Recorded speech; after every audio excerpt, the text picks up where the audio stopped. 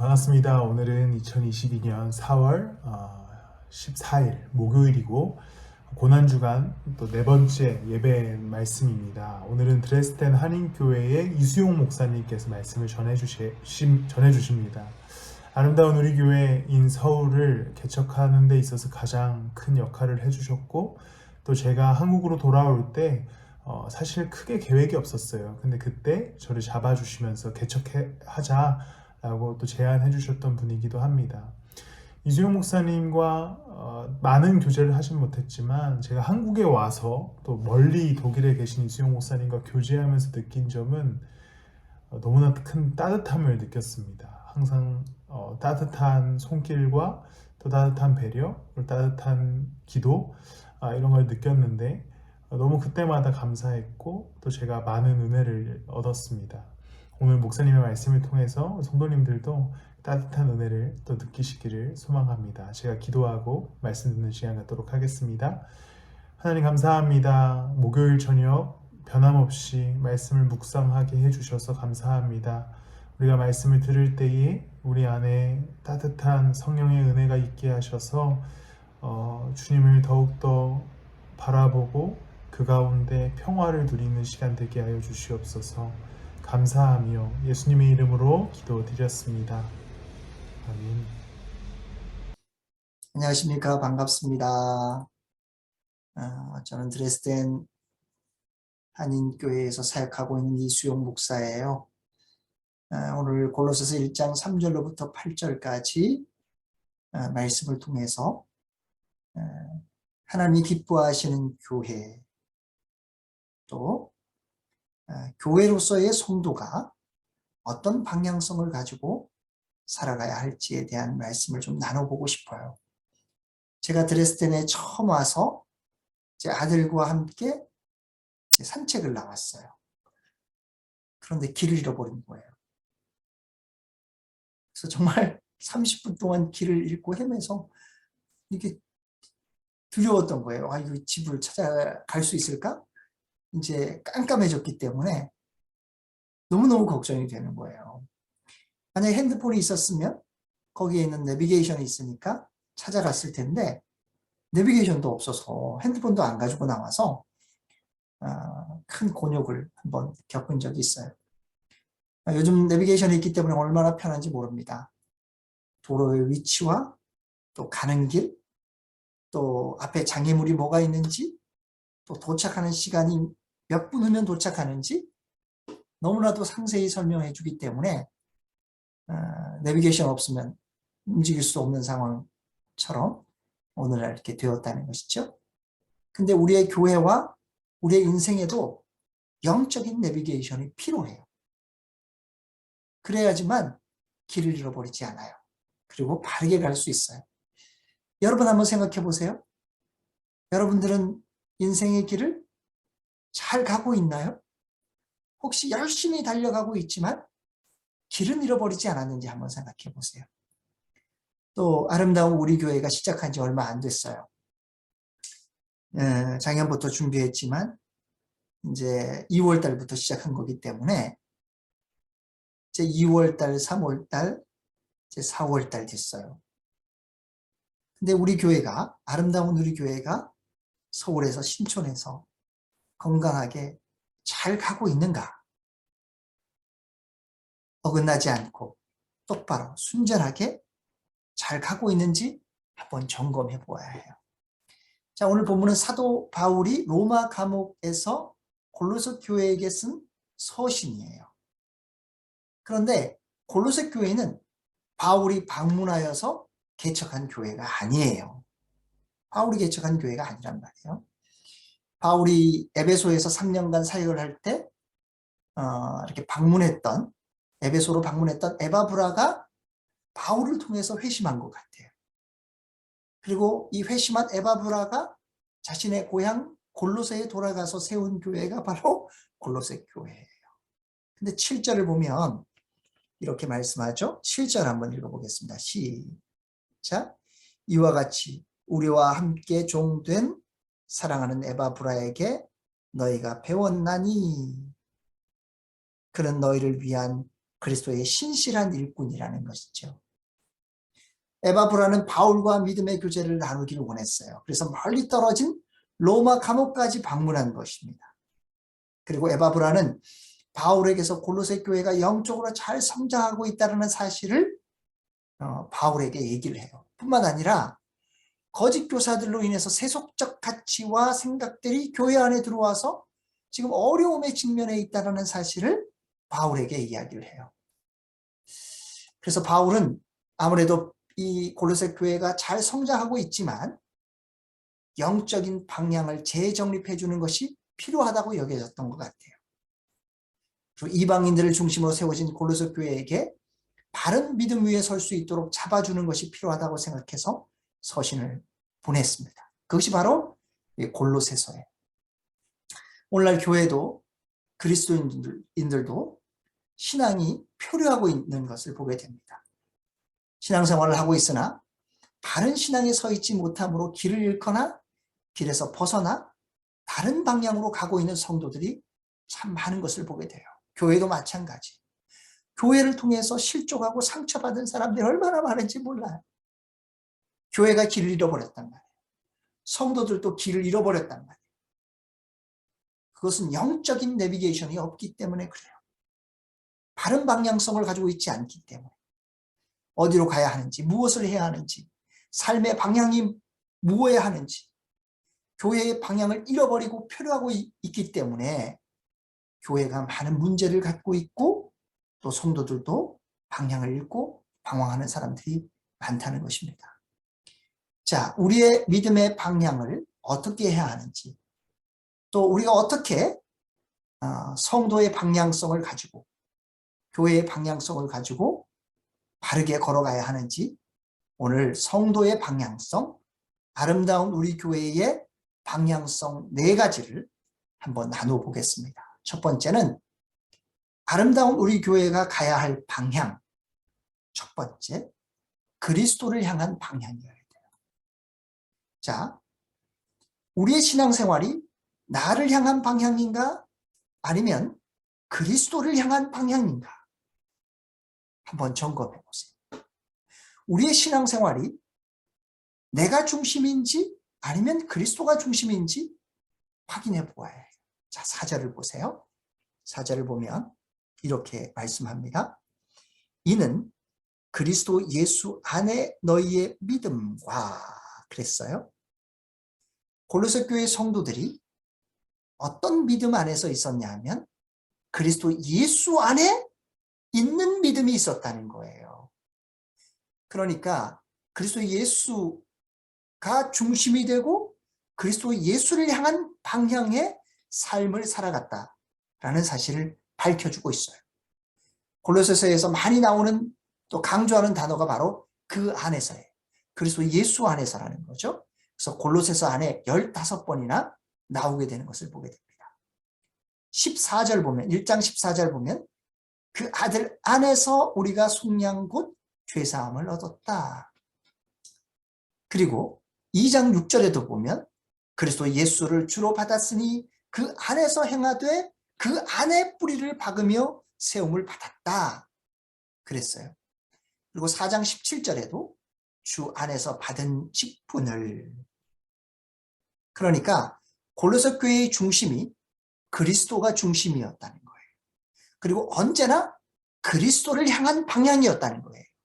사역을 감당할 때도 봉사를 할 때도 세상 속에 살아갈 때에도 언제나 그리스도 예수를 향한 방향을 가지고 삶을 살아갔던 것, 또 교회의 방향이 그리스도 예수를 향한 방향이었다는 사실을 오늘 밝혀주고 있습니다. 여러분, 요즘 성도들의 모습, 교회의 모습을 보면 어떻게 이럴 수 있지? 라는 생각을 가져요.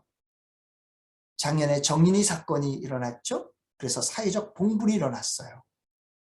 정인이의 양모는 여러분 믿음의 대학, 하나님의 대학이라고 할 수 있는 한동대학을 졸업한 분이에요. 그리고 외조부는 포항에 있는 목사님이셨어요. 그리고 양부였던 형제는 한동대학교 상담심리학부를 졸업한 사람이에요. 그리고 기독교 방송인 CBS 방송 경영실에서 근무했던 사람이에요. 그리고 그의 아버지도 안동에서 목회를 하는 목사님이었어요.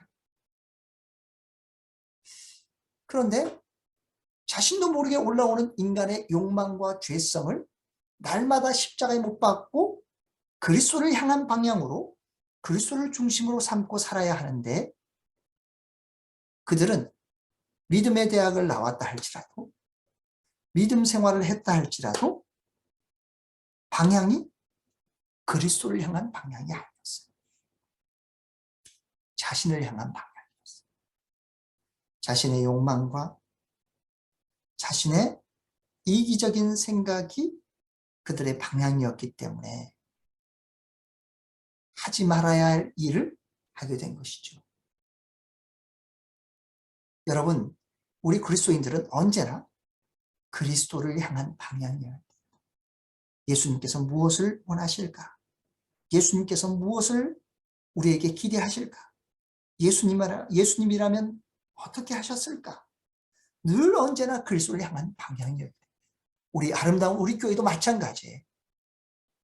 수많은 교회가 있어요.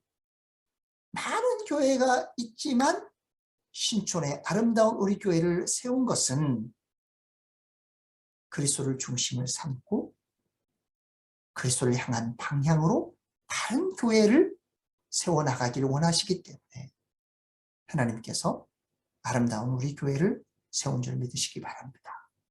에베소서 4장 15절 보면 오직 사랑 안에서 참된 것을 하여 범사에 그에게까지 자랄지라 그는 머리니 곧 그리스도라고 했어요. 그리스도가 교회의 머리 되세요. 그 안에서 참된 것을 하고 그를 향해서 나아가는 교회일 때 하나님을 기쁘시게 하는 귀한 교회가 된다는 사실을 여러분 기억하세요. 우리의 신앙도 마찬가지. 여러분의 믿음의 방향은 무엇인지 생각해 보세요. 여러분의 성취와 성공입니까? 아니면 예수 그리스도를 향한 방향인지 여러분 꼭 기억하시기를 주님의 이름으로 축복합니다. 우리의 믿음의 방향의 생활의 궁극적인 방향은 그리스도를 향한 방향이 되어져야 돼요. 두 번째는 사랑을 향한 방향이어야 해요. 우리의 믿음이 그리스도를 향하면 그리스도의 사랑이 우리의 삶에 나타나게 돼요. 그래서 믿음의 씨앗은 반드시 사랑이라는 열매로 나타나요. 이것이 영적인 원리고 세상적인 원리예요. 바울을 골로새서 성도들이 서로 아끼고 사랑하는 모습을 듣고 칭찬을 하고 있어요. 자, 4절 다시 보겠습니다. 4절 읽습니다. 처음부터 이는 그리스도 예수 안에 너희의 믿음과 모든 성도에 대한 사랑을 들었다. 그러니까 골로새 교회 성도들이 그리스도 예수를 향한 믿음을 가지고 있었을 뿐만 아니라 그들의 믿음은 모든 성도에 대한 사랑으로 스며들었다는 거예요. 세상에서 말하는 인간적인 사랑을 말하는 게 아니에요. 영혼에 대한 아가페적인 하나님의 깊은 사랑이 그들 가운데 나타났다는 거예요. 물론 아가페적인 사랑도 나타났겠죠. 자, 우리의 믿음의 열매가 사랑으로 나타나고 있는지 한번 생각해 보세요. 내가 열심히 믿음 생활하고 아름다운 우리 교회 와서 말씀도 듣고 성경 공부도 하고 예배를 드리기도 하고 크리스찬으로 살아가고 있긴 하지만 나의 믿음의 열매가 외적으로 사랑으로 맺어지고 있는가? 사랑의 열매를 나타내고 있는가? 한번 생각해 보라는 거예요. 만약 믿음으로 한 것이 사랑이라는 열매로 맺어지지 않는다면 우리는 잘못된 방향과 믿음의 삶을 살고 있다는 사실을 기억해야 돼요. 내가 말하는 것, 내가 행동하는 것, 하나님을 위한 것이고 교회를 위한 것이고 지체들을 위한 것이라고 말합니다. 그런데 한번 생각해 보세요. 그것이 정말 영혼들을 위한 것이고 사랑의 방향인지를 한번 생각해 보세요. 때로는 그렇지 않을 때도 있어요. 레이건 대통령이 의회 연설 시 나이 많은 흑인 여성 클라라 헤일이라고 하는 사람을 초대했어요. 이 클라라 헤일이라고 하는 사람은 뉴욕 할렘에서 태어난 그런 아주 힘든 생활을 했던 그런 여인이었어요. 아버지는 어렸을 때 총에 맞아서 죽었어요. 어머니는 막노동으로 가정을 돌보다가 헤일이 16살 때 죽었다고 그래요. 근데 젊었을 때 남편을 만나서 3명의 자녀를 낳았어요. 그런데 남편도 헤일이 27살 때 죽었어요. 여러분, 계속해서 그녀의 인생 가운데 불행이 연속이었어요. 그런데 감사하게도 이 클라라 헤일이 예수님을 믿게 된 거예요. 예수님을 만나게 된 거예요. 그래서 이 여인이 불행 앞에서도 신실하게 믿음으로 삶을 살았어요. 근데 어느 날 길을 걸어가다가 어떤 한 여인이 아이를 버리고 가는 것을 이렇게 보게 됐어요. 그래서 이유를 물었어요. 왜 아이를 버리냐고. 그러니까 그녀가 이렇게 얘기를 했어요. 저는 약물 중독자입니다. 그리고 더 이상 아이를 키울 수 없어요. 그리고 아이를 버리고 가요. 얼마나 안타깝겠어요. 클라라 헤일이 그 아이를 버릴 수 없고 그냥 두고 갈 수 없어서 그 아이를 데리고 키우기로 결정했어요. 며칠 후에 또 어떤 여성이 아이를 버리고 가는 것을 목격했어요. 그리고 그 아이도 이제 데려다 키웠어요. 이것이 소문이 나니까 클라라 헤일 집에다가 그냥 아이를 갖다 놓는 거예요. 3병, 2명의 애들을 계속 갖다 놓으니까 그래서 기도하면서 아예 자기 집 앞에다가 헤일 하우스라고 써붙인 거예요. 그리고 50년 동안 1000명의 아이를 양육을 했어요. 양육을 한 거예요. 입양을 한 거죠. 이 사역이 바로 헤일 하우스 미니스트리가 된 거예요. 그래서 어떤 기자가 헤일에게 이렇게 물었습니다. 어떻게 이런 일을 할 수 있었나요? 50년 동안 1000명의 아이를 어떻게 양육할 수 있어요? 당신의 아이도 아니잖아요. 근데 어떻게 1000명이나 되는 아이를 길러낼 수 있었을까요? 하고 질문을 하니까 헤일이 이렇게 얘기를 해요. 제가 사랑을 실천했다고 하지만 하나님의 사랑에 비해서는 비천한 것뿐이에요. 그러나 기억하십시오. 사랑은 인간을 부유하게 만들지 못하지만 가치 있게 만듭니다. 또한 사랑은 인간을 유명하게 만들지 못하지만 아름답게 만듭니다. 저는 이것을 내가 가장 사랑하는 우리 주 예수 그리스도를 통해서 배우게 되었어요. 예수 믿는 사람은 그 믿음에 머물러 있을 뿐만 아니라 그 믿음이 사랑으로 확장돼요. 그리고 사랑을 향한 방향의 삶을 언제든지 살게 돼요. 왜냐하면 예수님의 사랑을 우리가 경험했거든요. 예수님의 은혜를 우리가 경험했거든요. 그렇기 때문에 클라라 헤일이 이야기했던 것처럼 내가 가장 사랑하는 우리 주 예수 그리스도를 통해서 그 사랑을 배웠기 때문에 제가 할 수 없었지만 예수님이 주신 그 사랑으로 내가 할 수 있었습니다. 갈라디아서 5장 5절로부터 6절 말씀을 세번역은 이렇게 말씀하세요. 한번 찾아보세요. 갈라디아서 5장 5절로부터 6절까지 말씀이에요. 제가 세번역으로 읽겠습니다. 이렇게 세번역은 말씀하거든요. 그러나 우리는 성령을 힘입어서 믿음으로 의롭다고 하심을 받을 소망을 간절히 기다리고 있습니다. 그리스도 예수 안에서는 할례를 받거나 안 받는 것이 문제가 되는 것이 아닙니다. 가장 중요한 것은 믿음이 사랑을 통하여 일하는 것입니다. 여기 중요한 거 기억하세요. 예수는 믿고 의롭다 하심을 입은 사람들이 그리스도 예수 안에서 어떻게? 믿음이 사랑을 통하여 일하는 것이라는 거예요. 예수를 믿게 되면 믿음의 방향은 사랑을 통해서 역사되는 거예요. 그리고 언제나 사랑을 향한 방향으로 삶을 살게 되는 거예요. 우리의 방향은 영혼이어야 하고 그리고 사랑의 방향이어야 된다는 사실을 여러분 기억하시기를 바랍니다. 세 번째는 하늘을 향한 방향이어야 돼요. 자, 골로새 교회의 믿음과 영혼에 대한 사랑의 출처는 감정적인 것이 아니었어요. 기분이 내키면 하고, 기분이 안 내키면 안 하고, 내가 뜨거우면 하고, 뜨겁지 않으면 안 하고 하는 감정적인 것이 아니에요. 그들이 가지고 있었던 소망이 있었어요. 자, 5절을 보세요. 읽습니다. 시작. 너희를 위하여 하늘에 쌓아둔 소망으로 말미암음이니. 믿음과 사랑의 출처가 하늘에 쌓아둔 소망에 근거한 거라는 거예요. 만일 여러분들이 영광스러운 미래에 대한 소망이 없다면 예수를 믿고 영혼을 사랑하며 삶을 살 수 있을까요? 어려워요. 나를 위해 살지.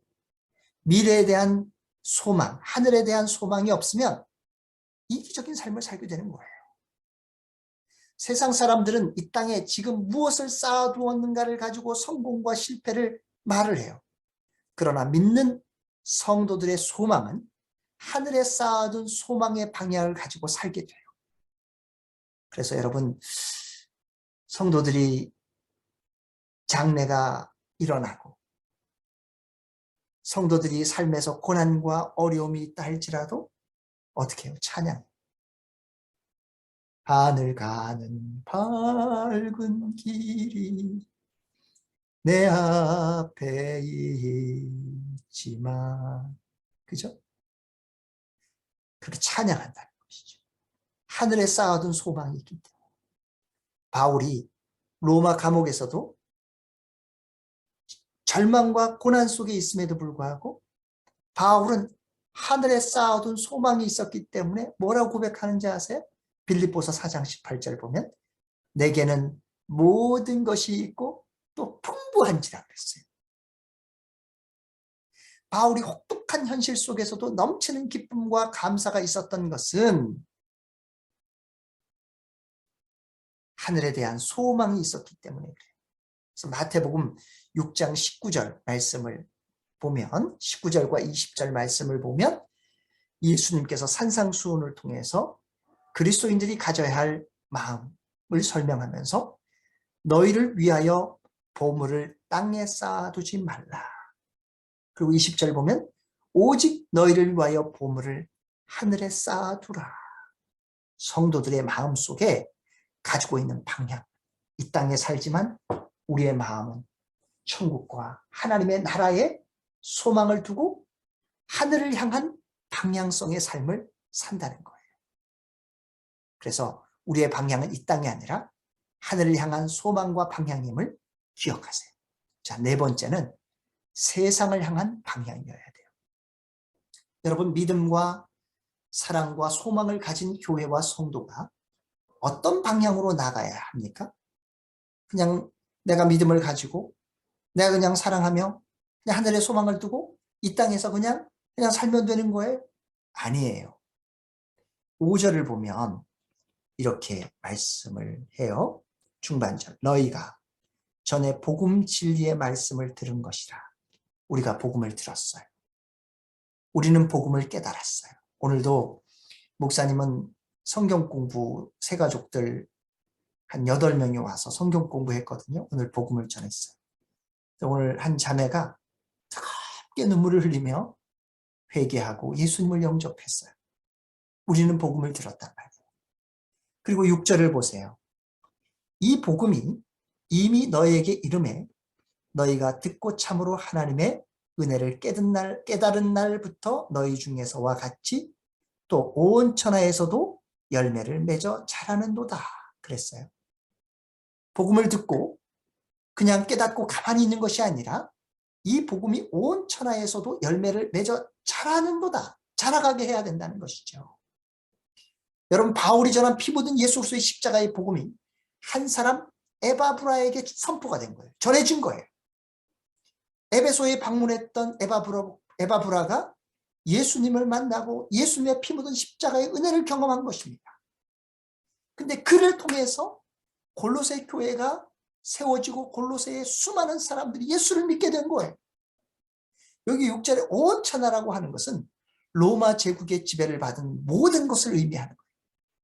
당시 로마 제국에 퍼져 있었던 그리스도인들이 약 50만 명 정도가 되었다고 합니다.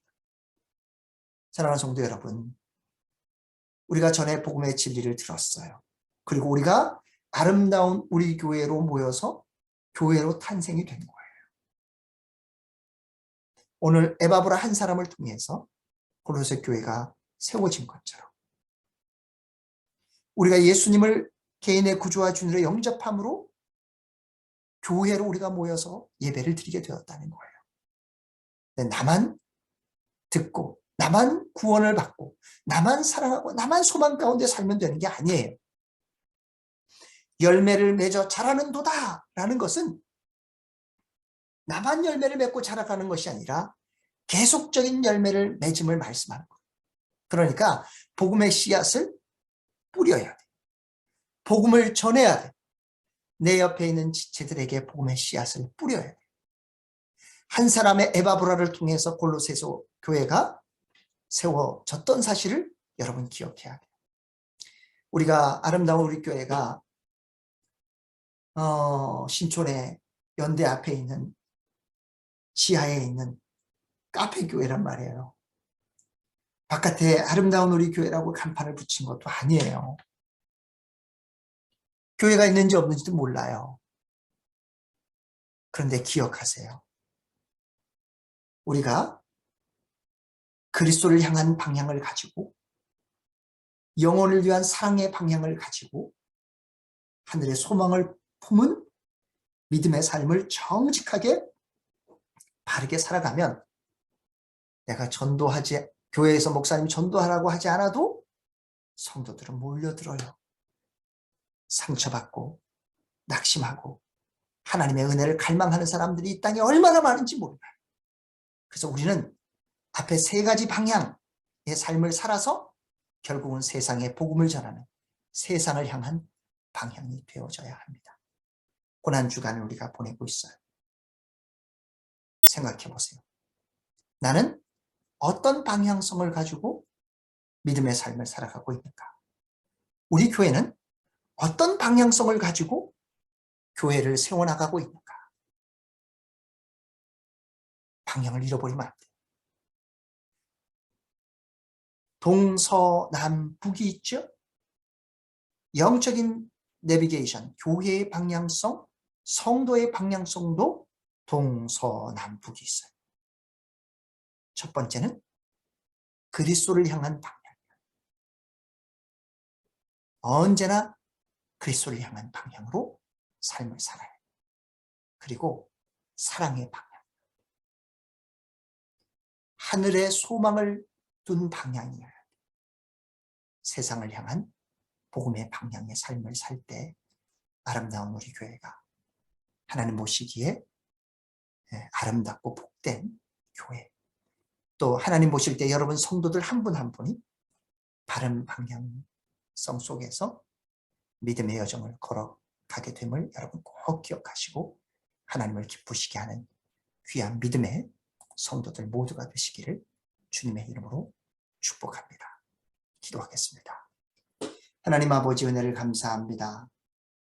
오늘 사랑하는 귀한 아름다운 우리 교회 성도들이 고난주간 이 기간을 통해서 주님의 길을 쫓고 주님의 길을 따르겠다고 고백하며 예배를 드립니다. 하나님, 많은 사람들이 길을 잃고 하나님 방황하고 있습니다. 교회를 다닌다고 하는 사람들, 수많은 교회들도 방향성을 잃은 채 허덕이고 있고 방황하고 있습니다. 하나님, 오늘 말씀을 통해서 우리가 기억하기 원합니다. 영적인 내비게이션을 켜고 바른 방향성을 가지고 아름다운 우리 교회가 건강하게 서나갈 수 있도록 도와주시고 또 성도들 한 분 한 분도 하나님을 기쁘시게 하는 귀한 교회로 아름답게 서갈 수 있도록 주님 도와주옵소서. 하나님, 베를린에 있는 아름다운 우리 교회도 축복해 주시고 드레스덴 교회도 축복해 주셔서 세계교회가 형제교회, 둥지교회로 함께 연합해서 하나님의 복음을 증거하며 교회를 세워나갑니다. 하나님께서 축복해 주시고 하나님을 기쁘시게 하는 선교적 교회로 든든히 서게 해주시고 특별히 목회하는 김희중 목사님 가운데 성령의 충만함을 주시고 하나님의 은혜를 덧입고 믿음의 삶을 살아가는 거룩한 주님의 종 될 수 있도록 또 교회 될 수 있도록 가정 될 수 있도록 축복해 주옵소서. 교회 성도들 중에 기도하고 있는 기도의 제목도 하나님께서 응답해 주십시오. 혹시 상처받은 마음 또 어려운 마음들이 있다면 하나님께서 위로부터 부으시는 위로와 은혜로 가득 부어주셔서 하나님 모든 상처를 주의 십자가의 은혜 속에 치유받아서 믿음의 삶을 아름답게 살아가고 하나님의 축복을 한없이 받는 귀한 성도들 모두 되게 축복하여 주옵소서. 감사와 영광을 주님 앞에 올려드리며 예수님의 이름으로 축복하며 기도드리옵나이다.